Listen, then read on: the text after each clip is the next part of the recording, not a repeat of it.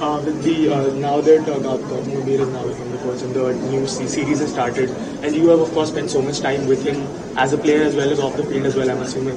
So what do you think he brings as stylistically as a difference to Team India? I think he's got a lot of experience, as a player, and he's played a lot, and he's obviously coached quite a bit. So I'm sure he'll be great. And in any situation, everyone brings his own experiences, his own knowledge to the table, and I'm sure the team's going to really benefit from everything that Gautam's going to bring to them, and along with his team.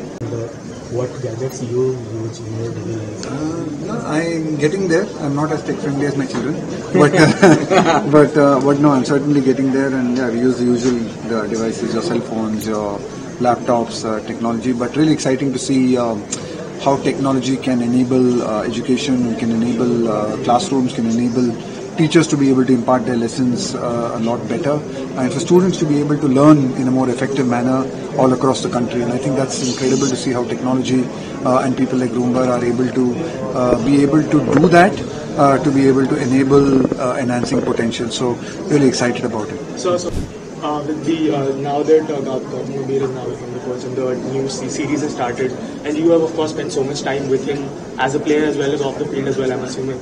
So what do you think he brings as stylistically as a difference to Team India?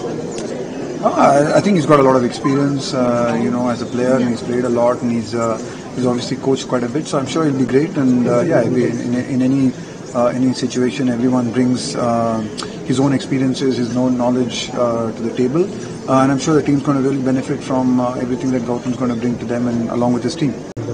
What gadgets you use in your daily life? I'm getting there. I'm not as tech friendly as my children,